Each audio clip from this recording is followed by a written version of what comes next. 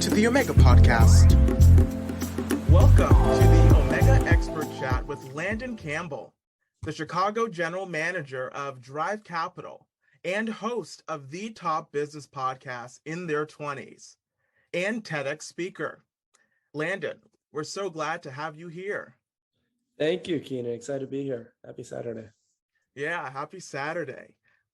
Landon, you started a trailblazing podcast that has featured some of our country's most well-known leaders in business. What inspired you to start in their 20s?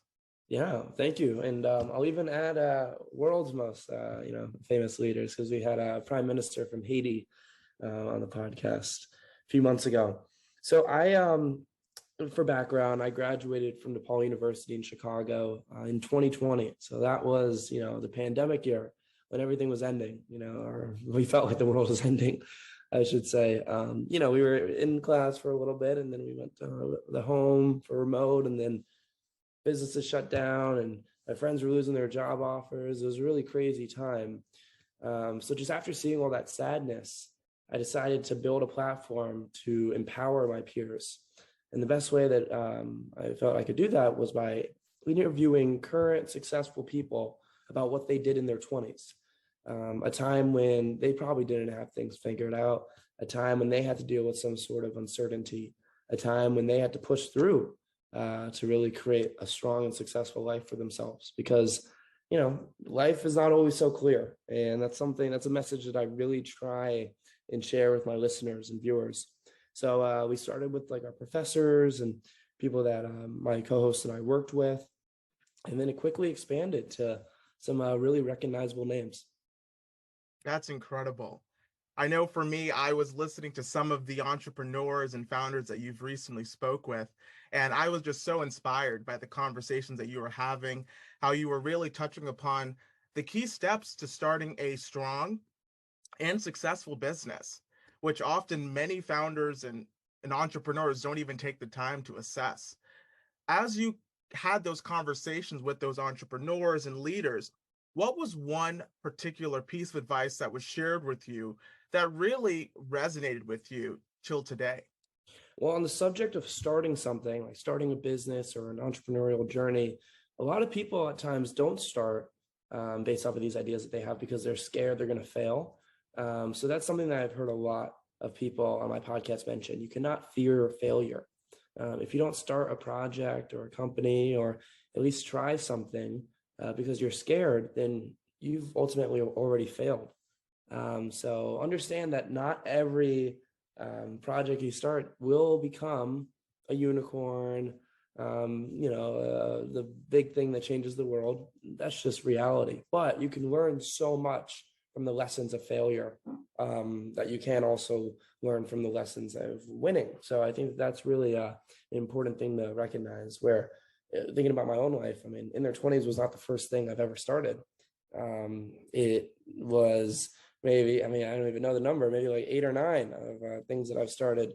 And before all the other things, we're not talking about them anymore because a lot of failure, but it's okay. I've learned a lot from those experiences. And I was still willing to keep trying until something worked out, ultimately becoming in their 20s. Absolutely. And being able to persevere through those downturns, through those tribulations, that's critical for any entrepreneur, any successful person, because we will hit roadblocks, right? All the time. All the time, exactly.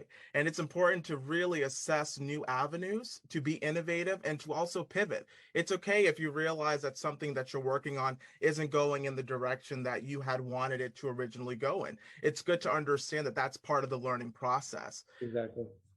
Yeah. How would you say entrepreneurs should be able to leverage their network? Yeah, I think that before, especially as someone who works, in more of the venture capital space, so we give money in exchange for equity to entrepreneurs to help them form their businesses. I think that you never want to just wake up and say, okay, now I need money, from investors, or wake up and assume that these things will go your way. I think there's always there has to be a timeline that you put in place, days, weeks, months, before just building your network before you look to raise capital, before you look to do a lot of these other things when it comes to raising a business. So I guess the advice there is don't be in a rush for everything. Understand that this is a process, and you could be building relationships today that can really help a future company or a future ask, most importantly. But people just hate when you just walk up to them and you ask them for something, and it's very transactional, which I know happens a lot in the business world. But this was the whole reason I created a podcast. I've been building these relationships and friendships and mentors for now 2 years. And then when I've needed to ask for certain things, I've been able to do it in a much more efficient way. So any entrepreneur can do that, by creating a podcast, by, just speaking with people in the industry, or by providing value first before you ask for something else in life. Yeah, absolutely. Developing key relationships is part of the process. I often get the question from, those that I work with that they would say that, hey, I'm an introvert.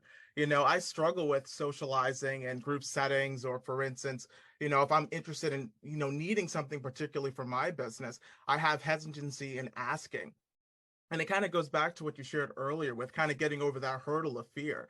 Mm-hmm. You don't receive because you didn't ask, right? And Mm-hmm. it's important to have a strong rapport with folks that, you obviously want to work with in the future, but it's ultimately about understanding what are their particular values. What Mm-hmm. is their vision for their business, for their goals, and how can you sort of either understand what their missions are to see if you can align with it, or maybe if you realize, hey, this person is going in a different direction, then perhaps I'm probably going in career wise, right? Or professionally. Exactly. No, very well said.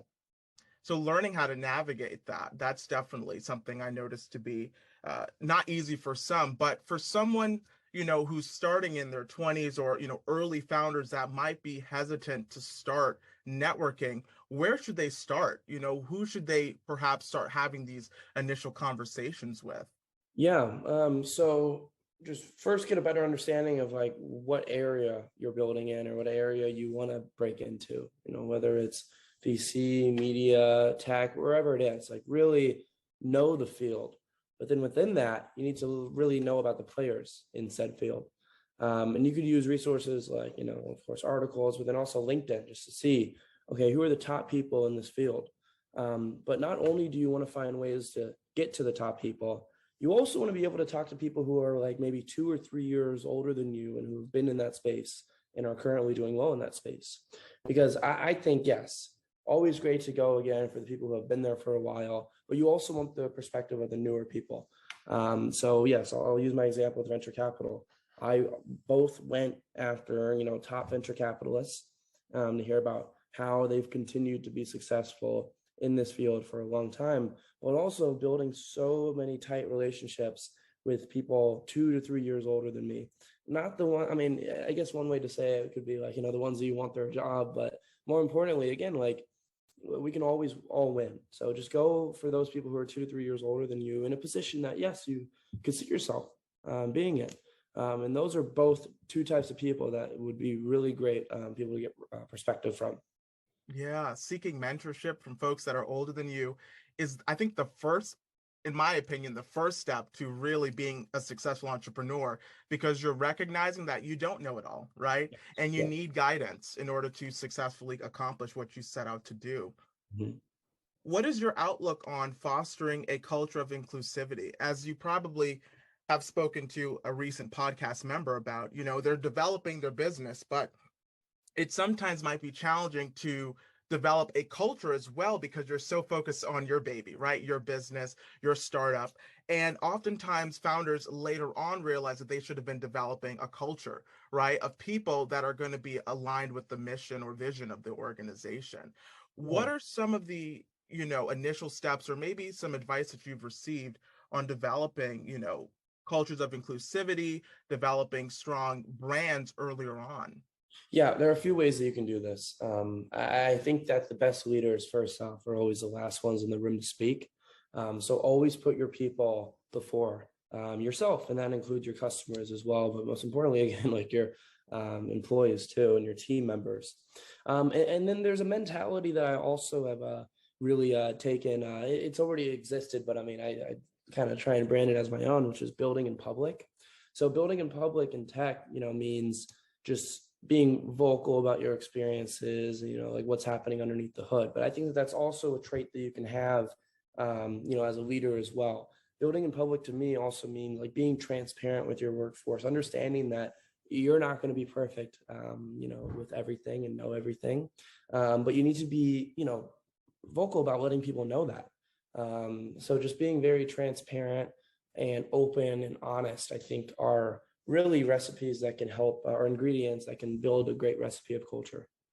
Yeah, transparency, developing those key conversations are so critical. And yeah, thank you so much for touching upon that because if as leaders, if we're not being transparent, then we're kind of developing a culture of not being transparent one, but also not on being honest, right? And I Exactly. think as we look to having stakeholders or for instance stockholders eventually, if you're Mhm. not transparent from the very beginning, how do you expect, down the line when your business is, 5, 10 years, in the market and you're looking for that additional funding, right? People refer back to, is this a business that I can rely on?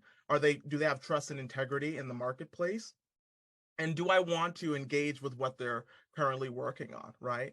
And if Mhm. we're not touching upon all three cylinders, we're practically setting ourselves up for failure, which goes back to then having that fear because you're not really focusing on, the people, right? And that's really who we're serving, who we're providing our services or products for. Yes. Yeah. Very well said. Yeah. What particular, advice would you give perhaps a younger version of Landon? Now that you have accomplished so much in your career and you're doing so many incredible things and there's so much more in the future, what would you perhaps say to your younger self, probably starting as a freshman prior to starting in their 20s that perhaps now you now know? Yeah, I mean, I feel like every single year would be like something different, Yeah. like a different piece of advice that I'd give myself. But I'm very happy with where I am right now. This is my journey. What worked for someone else won't work for me, and that's completely fine. So there's no perfect life. So it's almost like I love this question because if I had a time machine, you wouldn't really want to change much. But if I were to go back to my freshman year, since you did bring up that year. I think I was very worried about money my freshman year, and partially because like I had to help put myself through college, and yes, I needed money to survive. Um, but I think a lot of 20 somethings, there's just so much anxiety and thinking about, okay, like should I take this role versus this role, or no, I need to take this one because it's more money. And I'm just glad that like in my early to mid 20s now, like I've just stopped caring so much about it. Like it's not the main driver for what I do. Um, and when you have that click happen, then you just have opportunities to really pursue things that do make you feel special and like things that like, and also you can take risks on. And it's easier said than done, obviously, and I think that it's difficult for some people to make that risk because, money is something that, is we all need to survive, but I mean, some of us more than others, I feel like. But I sacrificed a lot of time, working hard in my college years so that I could launch a project like in their 20s. And even though I launched it while I was working full time, I still felt like I could take that risk because, I was able to save up a lot. And also like put a lot of that money towards the podcast. So if you gotta, all I'm saying is that if you got to sacrifice a few years to then get to this level and like being able to take a risk and do something that you're really passionate about, then you should totally go ahead and do that. And that's another thing I mentioned earlier where you just don't expect this to happen overnight. Every overnight success that we see is like 10 years in the making, so understand that you always need a plan and a timeline and just start to lay the building blocks early for something that you want to do in the future. Yeah. And I love how you shared that even at the beginning of starting, we're also recognizing that it is a lot of sacrifice. It's a financial sacrifice, it's a time Mhm. sacrifice. You got to have to weigh the costs and benefits of what you could have been working on, vice versa. Mhm. but it's important to recognize what is your passion, what is that you evaluate as your purpose, right? And this purpose was to develop this amazing podcast that has reached hundreds of millions of people over the past 2 years. So I think it's something that I'm so glad that you worked on, because I was, motivated, inspired by. And one of the original reasons why I reached out was because I think it's so important for people to have these open dialogues about what advice would help me, in this current season of life, to be able to be the most effective leader, Mhm. the best person that I can be while I'm still learning and growing. So I think that that's incredible. Yeah, thank you. Yeah. Yeah. And we touched upon this earlier, regarding like financial understanding. And for some minority founders, women-owned businesses, that's a particular space that is not as accessible for some. Sure. What are some particular avenues would you probably discuss, or ways that early founders, early stage businesses could perhaps start looking into venture capital, or how should they approach some venture capital for firms if they're kind of in that status to do so? Yeah, totally. I'm always for like founder leverage. So even though I work very, very early stage and this new program I'm building out in Chicago, like we want to write, your first check, and we're going very, very early. I think, if you at least, as a founder have spent time, like a lot of time, thinking about the problem, you have a really good understanding of the market. You've maybe spoken to a lot of customers. You've built like a little, version of the thing, your product that you put out to people. It doesn't have to be perfect. That founder who's done all those things would at least be more appealing to me versus someone who hasn't done anything. So I think that you get leverage, and you get more access to a lot of these conversations and the potential to receive investment if you've done the work prior. So, another that's another thing where I mean, I feel that's a big theme of this interview where people just, wake up and they have this idea and they see them, okay, VC needs to be the first thing that I do. And just if I were a founder, I wouldn't do that. No, this would be like, I'm not going to put a specific time on this, but this could be weeks, months of planning, just to really dive in and understanding, what I'm looking to build. And then that is what I would, go into a VC with, or an angel investor with. Yeah, that's fantastic advice. Yeah. Are there any final thoughts or any final questions, or anything that you want to leave our listeners with? Um, yeah, I'd say if we've learned anything in the past 2 years, it's that no one really understands what's going on. So I can give all the advice in the world, but still, again, like what worked for me might not work for someone in the audience, and that's okay. But I mean, that's something that I built within their 20s. We have so much great advice from people, and I want listeners to just be able to pick and choose. Like it's literally impossible to follow like what this guest did and what this guest did exactly. So life should be about, well, I mean, it's kind of like a game, like picking and choosing what works best for you. So I would say again, two things with that: be cautious of people who pretend that they have everything figured out. I most certainly do not, and I don't think anybody does. We've really learned that from the past 2, 3 years. But then also realize that just take advice with a grain of salt, because it's really it's going to be your journey, and it's difficult at times to find someone who's gone through the exact same experience as you. There's commonalities, like you mentioned women business owners earlier having difficulties, minority business owners finding difficulties to raise investment. Unfortunately, yes, that is something that I'm trying to fix. A lot of people are trying to fix, because that does happen, and that is a common thing. So yes, that's a piece that you should take advice with. But then you got to even take a step further and say, okay, like maybe this woman had this type of business in this industry, and then this woman had a different business in a different type of industry, and then like you're trying to break into a whole other industry, and then you're in a whole other city. Like these are all kind of elements that you got to keep in mind. So I just hate like grouping people together and like kind of like putting the one brand like, oh, it's like this for everybody. It's people have probably said that about me, but I mean, I've made stuff work as a young Black podcaster and who's now in venture capital. And I know it's been difficult, but my point is that everybody's journey is unique, and we can all get out there and get what we really want, but sometimes you just have to take a step back and really have a plan. Absolutely. Well, thank you so much, Landon, for being on the Omega Expert Chat. Of course.